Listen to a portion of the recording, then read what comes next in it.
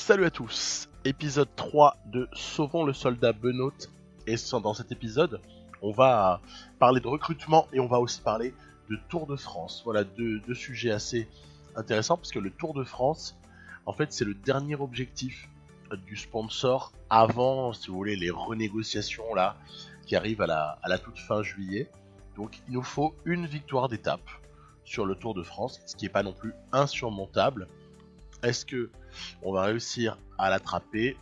On verra bien. Et puis il y a aussi une question de recrutement à voir. Et il y a eu des dossiers qui ont été gérés. J'ai avancé la saison jusqu'au Tour de France. Première étape de dossier. J'ai commencé à nouer quelques contacts avec des gars qui m'intéressent particulièrement. Évidemment, on est limité au niveau des points. Hein, mais c'est vrai que voilà, hein, j'y vais un peu tous azimuts, comme vous pouvez le voir, toute nationalité également.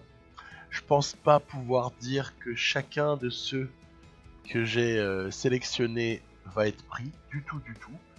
Mais voilà, c'est des premières pistes. C'est vrai que Kwiatkowski m'intéresserait beaucoup dans la mesure où il est particulièrement quelqu'un à sauver, puisqu'il faudrait l'extirper de chez Ineos pour qu'il puisse enfin avoir à nouveau les succès qu'il pourrait mériter ou auxquels il pourrait aspirer. Un Casper Asgreen m'intéresserait carrément lui en tant que leader sur Flandrienne.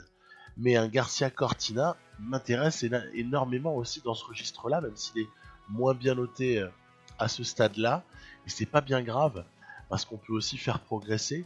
Schachmann dans le registre allemand chez Sunweb, ce serait pas bête, même si Sunweb c'est pas allemand. Hein. L'équipe a des origines allemandes, Shimano et compagnie. Souvenez-vous des succès de Kittel, de Degenkolb, bien sûr, mais c'est pas allemand, hein, c'est sous pavillon néerlandais. Donc voilà, ça va être à prendre en compte. Je reparle de ça en fin d'épisode. Il y a comme ça, voilà, pas mal de gars qui m'intéressent. Un Gianni Moscon, c'est comme Kwiatkowski. Il faut le sauver.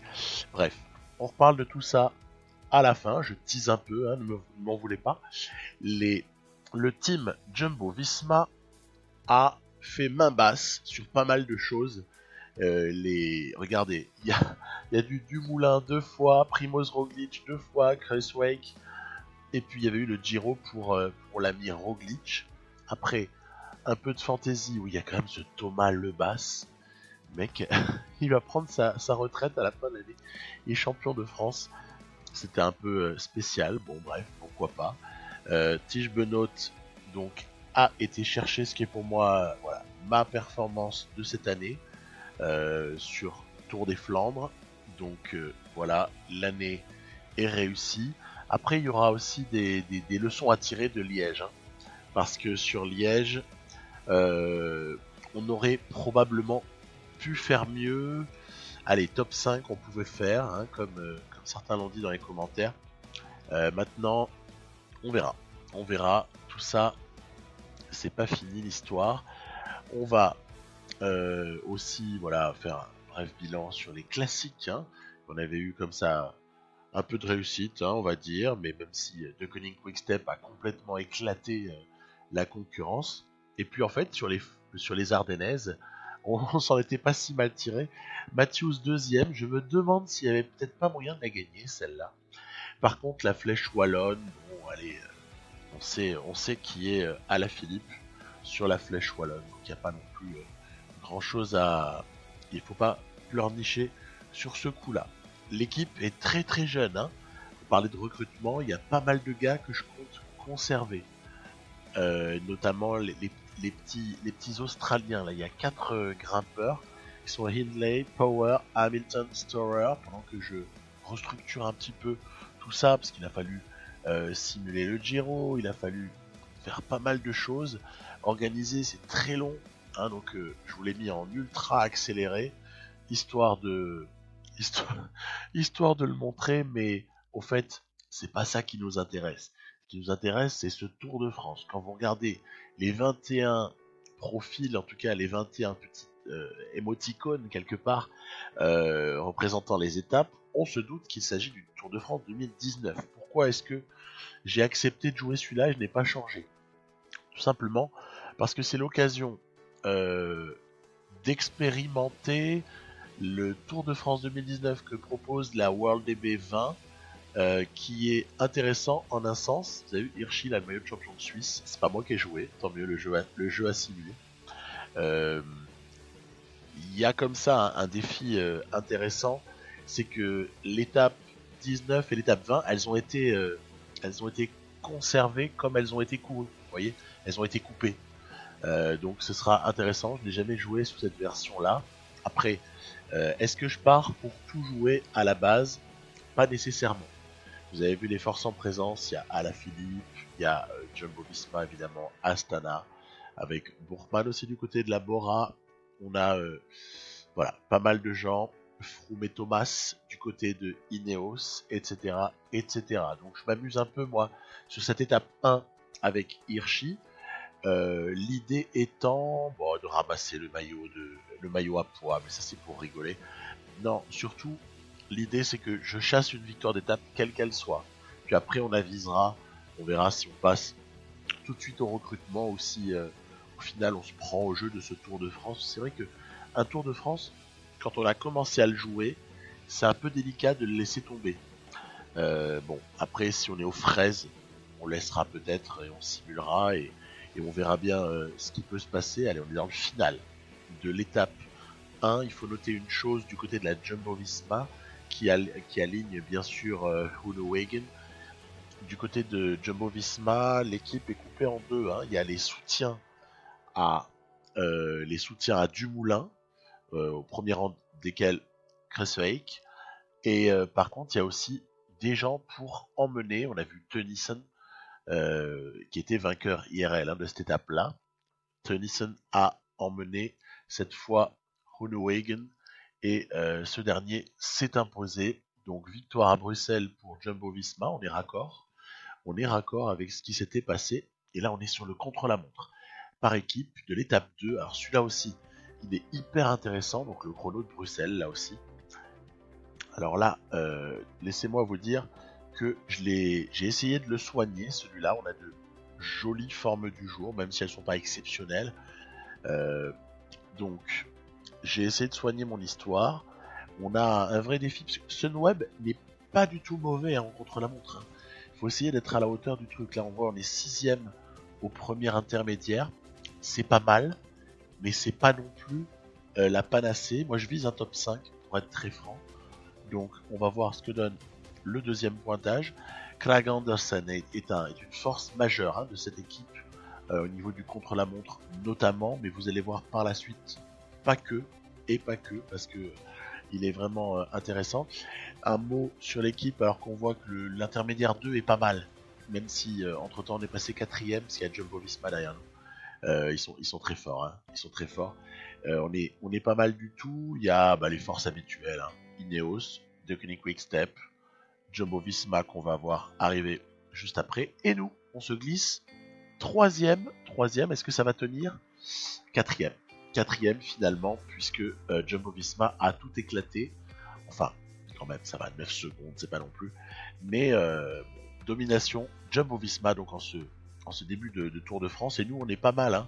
On est pas mal, on a Benoît, Craig Anderson, Söderlin, Arndt, etc. qui sont à moins de 30 secondes au général, ce qui veut dire qu'on a de quoi faire.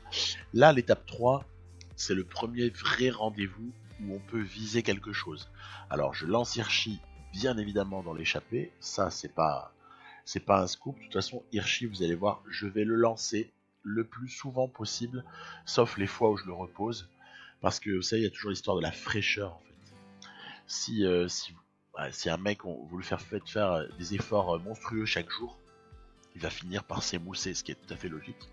Et de ce fait, il sera moins efficace, et au bout de quelques jours, peut-être le 6ème, le 7ème jour, on aura une fraîcheur dégueulasse. Donc Hirschi, c'est vrai qu'il est pas mal du tout, il est super intéressant, mais je vais un tout petit peu le gérer à des moments, même si là on l'a envoyé devant, pour chercher notamment les points grimpeurs.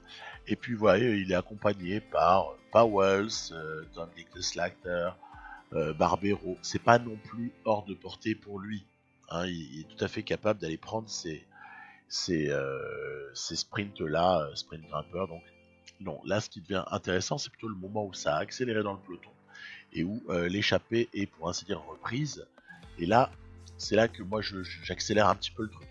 Alors, la construction de l'équipe, c'est le moment d'en parler. Équipe qui est construite pas mal autour de Flandrien, hein, à part Hamilton qui est un grimpeur. Mais sinon, on serait quasiment sur la même équipe que ce que j'ai aligné autour des Flandres.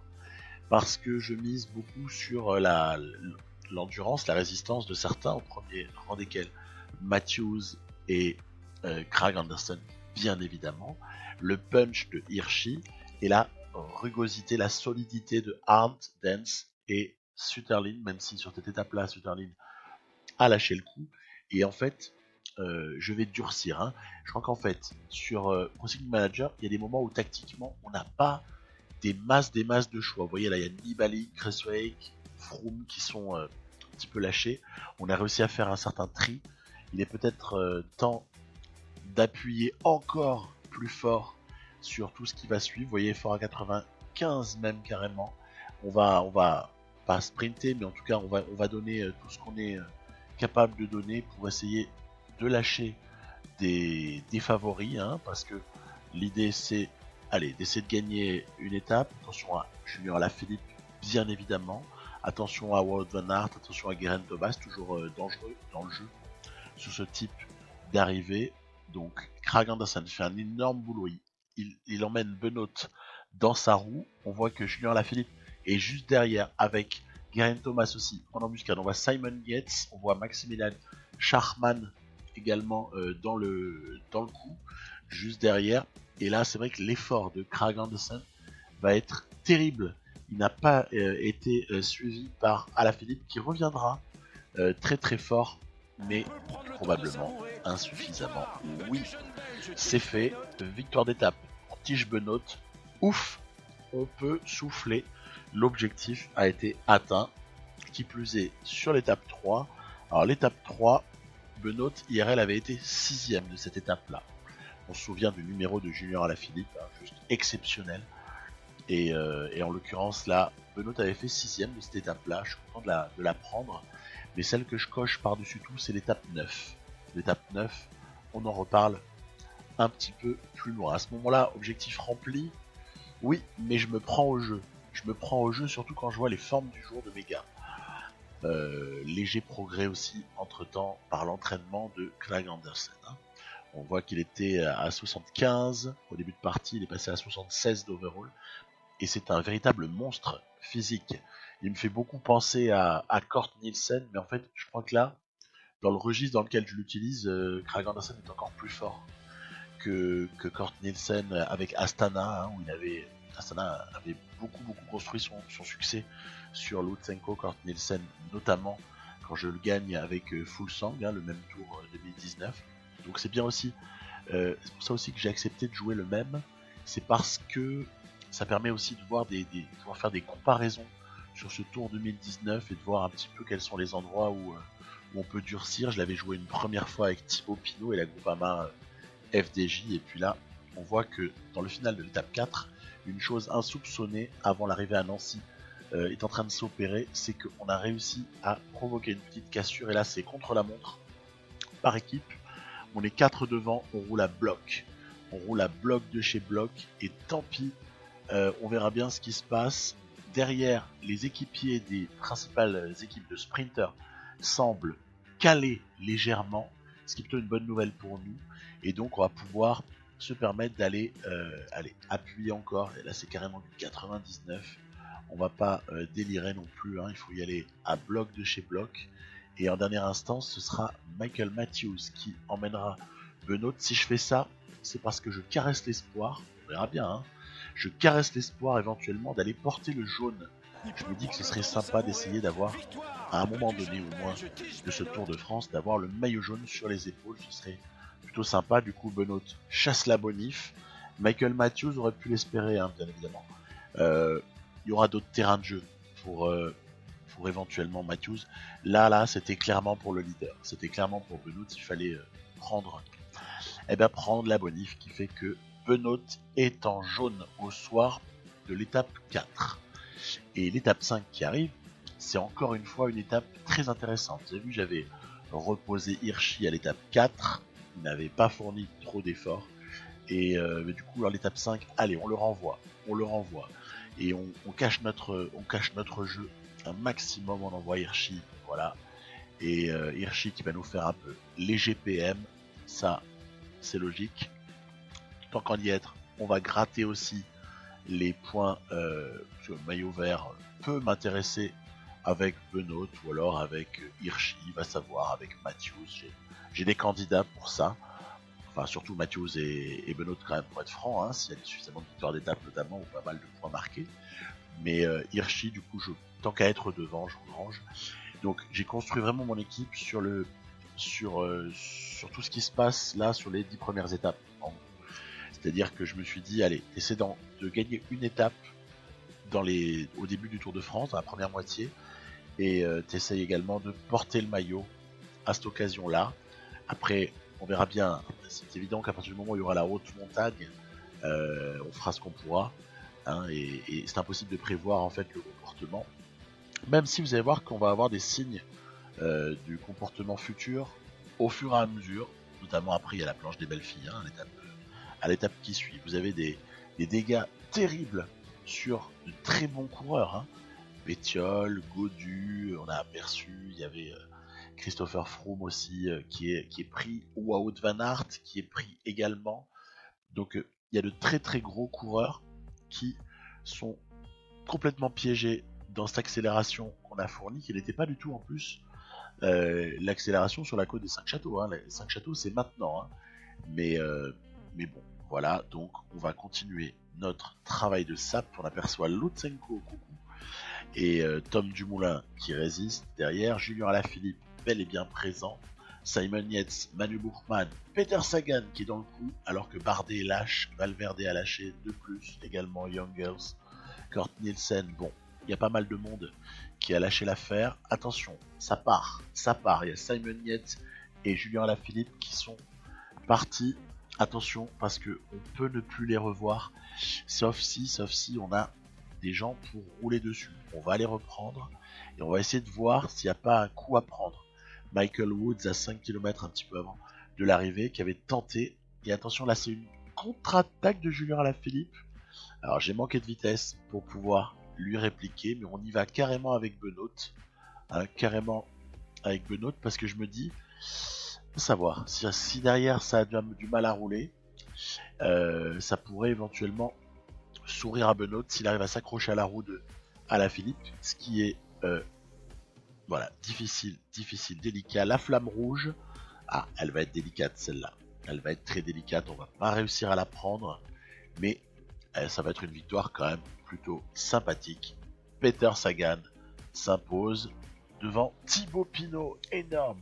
Thibaut Pinot qui est en très très grande forme sur ce tour. Il est aussi servi par des notes plutôt correctes, hein, mais en même temps avec ce que Thibaut Pinot a montré sur le dernier Tour de France, ce serait abusé de ne pas lui donner les notes qu'il mérite. Donc un gros Thibaut Pinot, vous verrez tout à l'heure, je ferai un petit screen avec toutes les notes des principaux favoris, mais là on est encore qu'aux prémices, mais je sens quand même que le top 10 est peut-être jouable, ce qui me donne envie de le jouer à fond, le truc. Et pourquoi est-ce que j'ai tout le temps du plus 5 ? Bah ça, c'est le mode de calcul des formes du jour qui le veut, c'est parce qu'au final je suis en plus 7 de prévisionnel, donc finalement avoir du plus 5, vous avez plus de, je sais pas moi, quelque chose comme 7 ou 8 chances sur 10 de vous retrouver avec du plus 5. À partir de là, avec le maillot jaune, Benoît, il est difficile de lui enlever son plus 5. Hein. On est dans le Markstein. J'ai envoyé, comme de coutume, Marc Hirschi à l'avant. Il se fait damer le pion là sur le premier GPM par notamment Van der Sande et Slachter. Donc, ok, dans la foulée, il y a un petit GPM, mais beaucoup moins important, qui est celui, voilà, du grand ballon.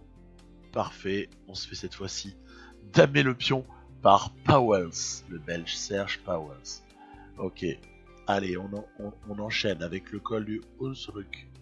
Donc là, je suis un peu échaudé. Je suis un peu échaudé pour être franc. Du coup, j'ai quelque peu devancé le sprint. Allez, on voit que malheureusement, c'est une mauvaise nouvelle ça. Je m'attendais pas du tout à ce que Hamilton lâche à ce moment-là. Hamilton était plutôt le petit grimpeur parmi mes candidats australiens. C'est celui que j'avais élu comme étant le grimpeur de complément pour soutenir parfois Hirschi ou Benoît sur ce Tour de France. Bon bah, Hamilton n'est pas en très grande forme, on n'a pas de très très bonne forme du jour, c'est comme ça. Hirschi prend un GPM très important puisqu'il s'agit celui de catégorie, col de catégorie 1, donc très très intéressant au niveau des points. Il y avait 10 points à marquer sur ce coup-là, et vous voyez, moi ce qui me sidère, c'est la qualité de Matthews et de Craig Anderson. Benoît, je ne suis pas surpris, parce que je sais qu'avec ces notes-là, en fait, il a les moyens de suivre très très loin dans l'étape. Mais je suis super impressionné par les deux autres, qui sont de véritables mobilettes à eux tout seuls. Donc là, on a repris Hirschi, je l'ai fait redescendre, hein, vous l'avez vu. Et dès qu'il avait pris son catégorie 1, là, je l'ai fait redescendre. Et on est dans un endroit qui est supra difficile, c'est le col des Chevrères. Col des Chevrères, sur lequel, heureusement pour nous, l'IA n'a pas souhaité accélérer de manière violente. Si j'avais été l'IA, j'aurais essayé de nous malmener dès le col des Chevrères pour essayer d'esseler Benoît, qui est maillot jaune à ce stade-là, et auquel il faut essayer de priver Benoît, si on se place du côté de l'IA, il faut essayer de priver Benoît de coéquipier. Ce n'est pas le cas. Matthews assure le début de la protection dans la montée de la planche des belles filles.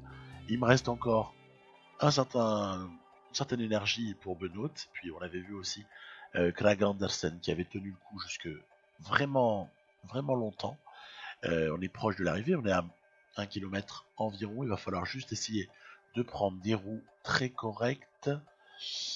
Devant, il y a la victoire de Powells, énorme, qui décroche une sacrée victoire d'étape. Et Dumoulin et Schachmann vont venir prendre les 2 et 3e places, avec quand même cette satisfaction que Benoît ne perd pas de temps. Il va perdre un tout petit peu au niveau de la bonif, mais il ne perd pas de temps, ce qui est assez énorme. Ça permet d'éventuellement pouvoir envisager de revoir le maillot un jour, puisque là c'est Tom Dumoulin avec la bonification qui a pris le maillot jaune. Tom Dumoulin en jaune, ça pourrait durer assez longtemps sur ce Tour de France. Tom Dumoulin en jaune, parce que voilà, on les sent bien, hein, les Jumbo-Visma, ils sont vraiment très très forts. Alors, on est là sur une étape de plaine, donc évidemment étape de plaine, je n'échappe pas Hirschi, il se repose. Alors, vous voyez les sprinters qui s'excitent pour aller faire les points, là, c'est très très bien. C'est très très bien. Et c'est vrai que pour cette étape-là, je voulais glandouiller, je voulais ne rien faire. Et puis, pris par le truc, je vois Matthews à plus 5. Je me dis, est-ce qu'au final, on pourrait peut-être pas essayer quand même de jouer le sprint? Ce serait quand même intéressant. Ce serait intéressant. Et finalement, ben ouais, surprise de taille, j'arrive à prendre l'étape avec Matthews, qui s'impose devant Arnaud Démare, Peter Sagan, et qui laisse un petit peu loin derrière les Viviani et Ewan, Groenewegen. Donc incroyable, on a réussi à prendre cette étape 7 sur sprint plat. Tant mieux, excellent travail d'équipe. Allez, on aborde là l'étape suivante, la 8. Alors l'étape 8, de nouveau j'envoie Hirschi, là c'est le jeu habituel. L'étape 8, elle est très vallonnée, elle est très très très propice à ce qu'on anime la fin de course, très clairement. Donc ça surprendra pas grand monde que j'ai des ambitions sur cette fin d'étape, bien évidemment, tout comme la 9 qui suivra immédiatement après. De toute façon, on est là pour ça.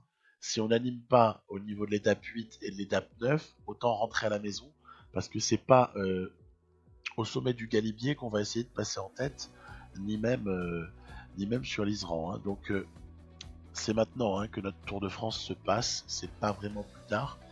Hirschi se bat avec Powells pour les points grimpeurs. Il y a de sacrées côtes sur cette étape 8 qui est juste magnifique.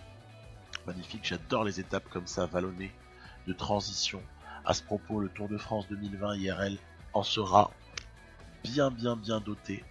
Il y a zéro repos sur le Tour de France 2020, ça va être juste monstrueux. J'adorerais le jouer le Tour 2020 avec mes constructions d'équipe là de puncher et de costaud. Je pense qu'il y a moyen de faire des ravages et de faire très mal aux grimpeurs. Alors on y va. Col de la Croix de Parthes pour les hommes de tête. Powells est le danger que je veux surveiller entre guillemets, même si il est inférieur en valeur absolue, il est inférieur à Hirschi, mais il faut quand même se méfier. On l'a vu d'ailleurs sur la planche des belles filles où Powell c'était quand même pas mal du tout. Il avait tenu d'ailleurs dans cette étape-là très longtemps en tête. Et puis ensuite, bah oui, on s'attarde un peu sur quelques attardés. Kwiatkowski qui est lâché. Je ne m'explique pas ça, à part peut-être une forme mal ajustée ou trop de sacrifices auparavant de protection sur Geraint Thomas par exemple, parce que Geraint Thomas s'annonce être plutôt le leader du team Ineos et non pas Christopher Froome sur ce Tour de France, vu ce qui s'est passé. Allez, on travaille, c'est le moment d'animer. On n'est pas sur des côtes très violentes, on est plus, vous voyez, 2%, 3%. Voilà. C'est pas très violent, par contre, il faut, ça use énormément. Vous voyez, il y a 32 coureurs seulement maintenant, 26, ça tombe, le peloton se vide, les favoris s'éliminent les uns après les autres, même s'il reste encore du Moulin, Alaphilippe, Geraint Thomas et d'autres auxquels on peut penser, il y a comme Fuglsang, etc. Mais il y a quand même un sacré écrémage et on n'y est pas pour rien. Maintenant que Hirschi et Matthews ont effectué leur boulot, travail de sape, c'est maintenant Kragh Andersen qui va lâcher les chevaux. Vous voyez, effort très violent impulsé par Kragh Andersen. Et là, on essaye de se faire la belle avec Benoît et Kragh Andersen.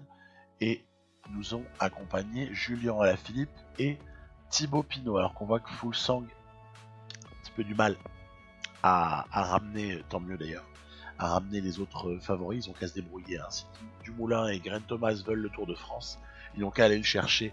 On va essayer de ne pas leur offrir sur un plateau non plus. Donc, arrivé de cette étape 8 à Saint-Etienne, c'est quand même sympa le clin d'œil où il y a Alaphilippe et Pinot, comme par hasard. Bon, il y a juste un intrus. L'intrus s'appelle Tige Benoît. Et là, on est dans le final. Vous voyez, il y a un petit écart. Moi, je pense au temps. Je pense uniquement au temps parce que j'ai envie de récupérer le maillot jaune. Et par contre, ce qui est dommage, c'est qu'Alaphilippe et Pinot ne jouent pas le jeu. Alors que, honnêtement, ils peuvent être concernés par le maillot jaune.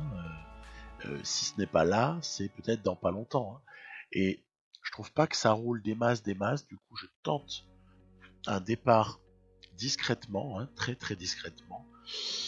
Est-ce que Tige Benoît va prendre cette étape? Eh bien, en fait, ça va se jouer à rien du tout. Et c'est Julien Alaphilippe qui s'impose devant Benoît et Thibaut Pinot. Donc, il y a de la bonif pour ces trois gars. Et voilà, on a eu encore une fois des dégâts monstrueux. Il y a, voilà, après, il y a des gens qui ont pris des écarts. Regardez, le classement, il y a Jack Cresswake qui est à 7,43 alors qu'il est 12e. C'est pour dire un petit peu le marasme. On arrive ensuite à une étape que j'ai cochée là encore depuis très longtemps. Cette fameuse étape 9 où Benoît s'est fait damer le pion IRL par Daryl Impey. Non pas que c'était pas mérité, parce que ce jour-là, Impey il fait juste la course parfaite et Benoît est bien naïf, je trouve. Après, il va moins vite, il y a une moins grande pointe de vitesse, donc c'est en toute logique qu'il se fasse taper par Impey au sprint. Ok, il n'y a pas de problème, mais non. Ce que je trouve dommage, c'est que tactiquement et mentalement, il n'y ait pas eu une réponse ce jour-là à la hauteur de la situation. Moi, j'envoie Hirschi en échappée, ça on commence à en avoir un petit peu l'habitude. Et puis, ben voilà, l'idée c'est de faire un petit peu les points. Il y avait là une côte qui était terrible. Il y avait des passages là à 20%, c'était mythique quoi. Heureusement, elle était assez courte, mais alors je vous dis pas les différences qu'il pouvait y avoir moyen de faire si on a ça dans les 5 derniers bornes d'une étape, genre Vuelta ou parfois Giro quoi. Donc, alors, qu'est-ce qu'on va bien pouvoir proposer? Bah écoutez, on va se battre. On sait qu'on a nos costauds, comme d'habitude. Kragh Andersen, Matthews sont suffisamment costaud pour assurer la toute fin de course, éventuellement et préparer le terrain de Benoît, mais bon, on attend, il faut être prudent et attaquer au bon endroit. Et de ce fait, puis en plus c'est beaucoup moins facile de gagner une étape quand on est maillot jaune que quand on est avec je sais pas combien de minutes de retard et qu'on est dans l'échappée, bien évidemment, hein, avec un peloton qui laisse en plus un petit peu filer. Donc attention à Pinot qui a failli se faire avoir par une cassure là, parce que c'est un peu le moment de cette étape où ce serait en train de casser, il y a un durcissement. Il y a un durcissement, il y a De Koning Quick-Step notamment qui appuie un petit peu pour essayer de préparer le terrain d'Alaphilippe, hein. C'est très très bien, hein. Très, très logique. Après vous avez toujours, dès qu'il y a une arrivée comme ça, pour éventuellement un sprinter, en tout cas c'est comme ça que le jeu la détecte. Jumbo Visma bosse énormément pour Groenewegen, mais on va faire sauter tout ça. On va faire sauter tout ça parce qu'on va y aller encore un petit peu plus violemment que tous ces gens. Et d'ailleurs j'ai même Kragh Andersen à un moment donné qui est limite à avoir lâché la roue. Alors ce serait quand même un peu dommageable parce que Kragh Andersen c'est quand même mon arme finale en fait, hein, pour Benoît. Je trouve Kragh Andersen encore plus précieux que Michael Matthews. C'est pour dire, hein, parce que Michael Matthews comme comparse, on va dire, là on va tenter une accélération ici, hein. Comme comparse, quand il s'agit de faire sauter, de puncher, de un petit peu provoquer comme ça les choses et de bousculer un peu en fait la logique de l'IA, hein, Matthews c'est déjà pas mal. Mais alors quand en plus vous avez Kragh Andersen en forme plus 5, là ça devient carrément de la violence pure et dure. Et c'est ce qui va nous arriver. On a réussi notre coup, en tout cas on a réussi à prendre comme ça les 10, 12, 15, je ne sais pas, secondes nécessaires. Et on voit Simon Yates notamment, Peter Sagan qui font énormément l'effort. Évidemment c'est le moment où je rabats Matthews sur les poursuivants, histoire de surtout pas les aider ensuite à revenir au cas où. De toute façon Matthews a fait son taf. Kragh Andersen est en train de faire le sien pour essayer d'emmener Tish Benoît à la victoire. Alors, c'est pas que je ne veuille pas la donner à Kragh Andersen qui la mériterait énormément. Qu'on soit clair, hein. Jeune belge, Tish Benoît. Donc, c'est pas qu'il ne la mérite pas, parce qu'au contraire, Kragh Andersen, il en mérite plus qu'une, il en mérite plusieurs, tellement il est énorme sur ce Tour de France. Il est juste monstrueux, Kragh Andersen. Mais c'est qu'il me fallait la bonification. Voilà, il me la fallait pour, allez, on va dire, avoir un espoir. 38 secondes, c'est ça, quelque chose comme ça. Une plus d'une minute sur Dumoulin, sur Thomas, sur Pinot. Alors voilà, faites vos jeux, rien ne va plus, on se croit à la roulette, on est au casino. Qui est votre favori de ce Tour de France? Est-ce Alaphilippe? Franchement, on me donne Alaphilippe, je le gagne, hein, ce Tour de France. Il est juste énorme au niveau des notes, hein, Alaphilippe. Fuglsang, Buchmann, dans le registre, allez, grimpeur, mais enfin plus pour Buchmann. Est-ce que Dumoulin et Geraint Thomas vont faire parler la logique? On verra tout ça, hein, plus tard. Là, je vais vous parler de recrutement. Parce que pour moi, recrutement, il est vachement lié aux nationalités quand on est avec Sunweb. Pour moi, Pays-Bas, Allemagne, Belgique à cause de Benoît et Australie sont quasiment indispensables en fait. Voilà, il y aura un petit sondage un peu plus loin sur lequel vous pourrez me dire si vous pensez aussi comme moi ou pas. Après, j'aimerais bien ajouter un petit groupe de coureurs, soit polonais, avec par exemple Kwiatkowski, Majka, ce sera un peu kiffant ça, soit français, où j'aimerais bien un Pierre Latour, un Valentin Madouas, un capitaine de route en la personne de Viermo, voilà, un jeune Godon, paré peintre, pourquoi pas. Ou alors carrément on se joue une petite carte américaine, ce serait rigolo. Je rêve de Casper Asgreen, pour être franc. J'en rêve les yeux ouverts. Donc, il va falloir voir. J'ai préparé des petits sondages, je vais vous montrer ça juste après. Toutefois, Charman, ce serait une belle tête d'affiche pour le territoire allemand. Dylan Teuns serait un bon comparse de Tish Benoît. Dylan Teuns a de vraies capacités d'aider Benoît monstrueusement dans ses futurs objectifs, hein. Je vous ai mis en rouge tous ceux que je suis à peu près certain de prendre. Voilà. Notamment, on signalera Tolhoek et on signalera également Jack Haig. Voilà deux coureurs que j'ai vraiment décidé de prendre. Ils seront respectivement mes deux représentants, on va dire, pour les Pays-Bas et pour l'Australie. Du coup, je libère les fausses pistes, puisque j'abandonne la piste italienne. Vous inquiétez pas, dans pas longtemps, je m'occuperai de la team NTT. On va sauver la NTT, et quand je serai au mercato de la NTT, il y a des gens que je supprime ici qui seront évidemment pris. Parce qu'en fait, Garcia Cortina, ça fait très très longtemps que je voudrais jouer avec. Je voudrais aussi relever Moscone parce que la World DB l'a saccagé. Relever, pas les notes, hein, mais relever ses succès. Voilà, donc il y a pas mal de choses comme ça qu'on remet à plus tard. Il y a des pistes qu'on abandonne un peu à cause des nationalités. En fait, j'avais noué des contacts dans la mesure où éventuellement on était en changement de sponsor. Je l'avais pas exclu. Finalement, je vais rester chez Sunweb et du coup, ça pose la question autrement. Alors, qu'est-ce qui nous reste sur ce Tour de France? Une étape 10 et une étape 11 juste après, qui peuvent éventuellement être le terrain de piège. Donc on verra si on a les moyens de faire sauter un peu avec nos rouleurs là. Après, on n'est plus du tout dans les rouleurs. On aborde les Pyrénées avec une première étape plutôt favorable, un contre-la-montre dont je demande à voir. Ça va être délicat, hein. Et après, il y a carrément le Tourmalet, ok, et cette fameuse étape 15 qu'avait gagné Simon Yates et qui est très difficile en fait. Elle est très difficile, l'étape 15, elle peut être assez piégeuse. Transition 16, transition 17 pour aller dans les Alpes du Sud du côté de Gap, voilà, Embrun-Valoir, une étape que j'ai cochée particulièrement, celle-là. Et la 19, par contre, s'arrêtera au sommet de l'Iseran, hein, comme dans la réalité, et la 20 sera également raccourcie. C'est une petite spécificité de ce Tour de France que je vous propose. Donc, très très simplement, je vais vous expliquer en 2 mots les petits sondages là que vous avez en accompagnement de la vidéo. Je ne vais pas prendre beaucoup de coureurs qui sont, on va dire, trop forts, hein, que ce soit très clair. Donc, dites-moi tout ce que vous pensez. Quand je parle de wildcard, je pense évidemment à redonner une chance à un coureur qu'on a déjà eu avec nous dans une autre partie. Il va de soi que si par exemple je garde Craig Andersen dans cette partie, alors à ce moment-là, je le libère de son contrat chez Astana. Bon, pas en cours de saison, mais à la fin de l'année, quoi. Idem pour voilà, hein, ce qui doublonnerait Matthews. J'avoue que ça fait mal de le lâcher.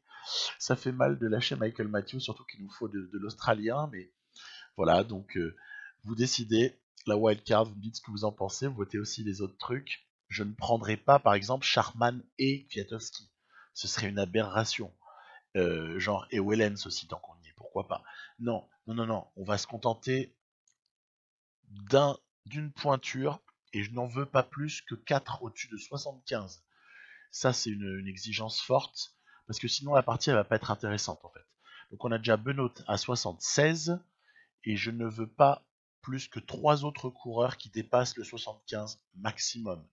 Donc c'est tendu, hein, comme truc, c'est tendu comme défi, mais il faut que, bon, pour que la partie soit rigolote, il faut que ce soit des gens qu'on ait envie de sauver. Par exemple, Kwiatkowski, on a envie de le sauver, parce qu'il est en perdition chez Ineos. Et bon, c'est un exemple. Et donc voilà, qu'il faille les sauver, on va dire, et en marge de ça, qu'on n'ait pas une équipe trop forte, cheatée, puisqu'à ce moment-là, on n'aura plus envie d'avancer la partie. Voilà, je pense que vous avez tout compris. Maintenant, c'est à vous de jouer et vous me dites tout ce que vous pensez. Et moi, après, je ferai un peu la synthèse. Et après, on s'occupera de tout ça pour se régaler à l'épisode 4. A plus, bye bye, et vive Benoît.